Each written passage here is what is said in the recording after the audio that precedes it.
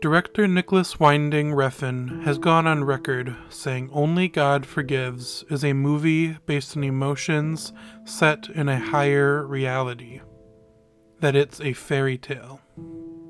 And it certainly is. Likely drawing inspiration from the Jacob and Esau fable, Only God Forgives presents itself more as a parable than as a compelling narrative. Deep and complex themes and emotions are clearly present in the writing of this film. But Refn's minimalist style leaves the audience watching hollow characters propped up by metaphors and allegories wander from scene to scene.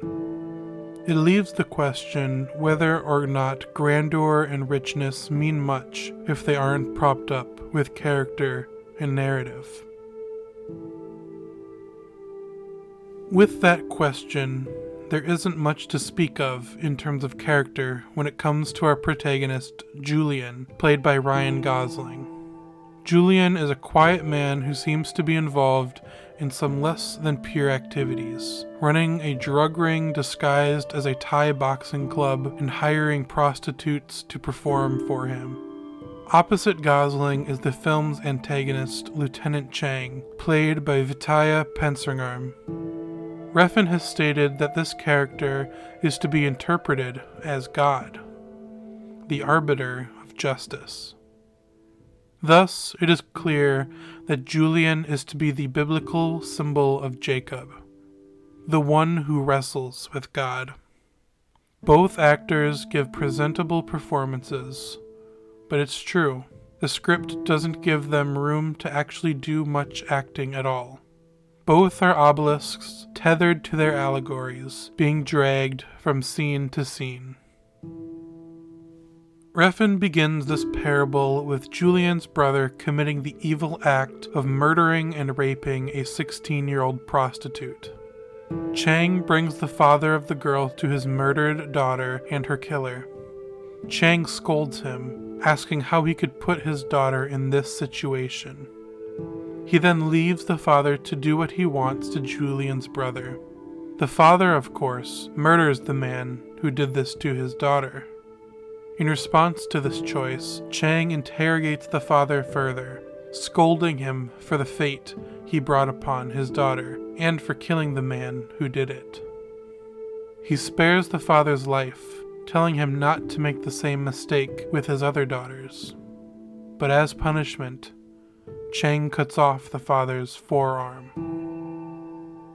In response to the murder of Julian's brother, Julian intends on finding and killing the man responsible. Julian does find the father, but the father is able to explain his reasoning, and Julian spares him.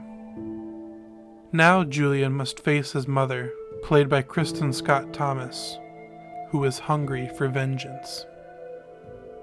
The film's obsession with its allegorical ties begin to dampen whatever revenge or guilt-driven narrative is beneath the surface. Characters are hardly given any background or reasoning for their actions. An incestual relationship between Julian and his mother is hinted at. A fraught relationship with a now dead father is as well. But we're never really given a reason for why Julian's mother is so evil and dismissive of her murdered son's crimes. We're never really given a reason why she is so hell-bent on revenge. She is a symbol of evil, temptation, and struggle, and that's all she is. Essentially, that is what every character in this film is. It leaves the entire basis of the plot shallow. Julian clearly is struggling to do what is right with his life. We're shown that he is unhappy with the current drug and prostitute-riddled state his life is in. Early on, we're given a scene where he is tied up and a prostitute is performing for him. His blank expression suggests this type of life no longer excites him, and his wrists being tied to the chair suggests that he feels stuck or trapped. In this scene, Julian has visions of Chang's sword in the darkness cutting off his arm. This too suggests that perhaps Julian feels guilt for his corrupt lifestyle and is now focused on the future consequences. Throughout the film, Julian struggles against the evil forces that tempt him. In one singular outburst that occurs midway through the film shows that he's angry about it too. He decides to fight Chang, to fight God. If you know the tale of Jacob wrestling with God, then you know how this film turns out.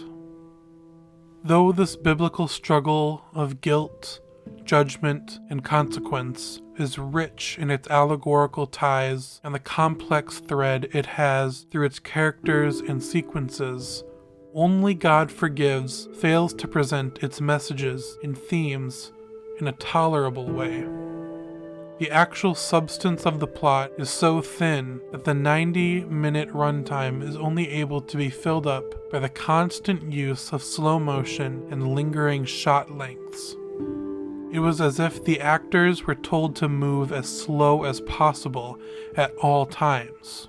This unbearable slowness attached to the empty characters and shallow plot leaves the audience antsy and bored.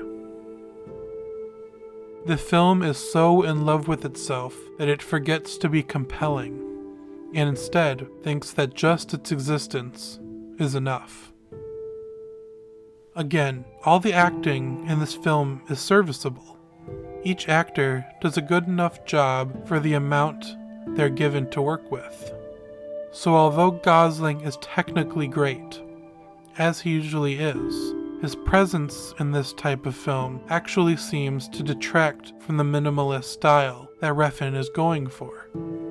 Because Julian, on the page, is so hollow, there isn't much of a character for Gosling to hide behind. All the audience sees is Ryan Gosling, and when the film's main strength is its symbolic storytelling, this distraction of stardom takes away from the overall value of the film. Although there were a few decisions that Refn made as early on as the writing of the film itself that ultimately clashed with the final product, this isn't to say Only God Forgives is not worth your time. It's true that this film loves itself very much, but with that self-indulgent love comes a completely gorgeous and enrapturing visual experience. Each frame and shot is symbolically rich. The lighting, the sets, the props, the staging. Clearly an immense amount of detail and thought was put in when considering the story's themes and messages. When all narrative and character issues are put aside, the actual final message and questions the film leaves you with are objectively beautiful and marvelous. Nicholas Winding Refn certainly has a vision and an intention when it comes to filmmaking.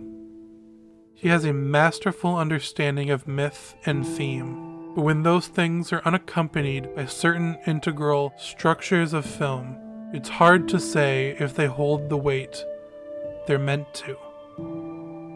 I give Only God Forgives 2.5 stars.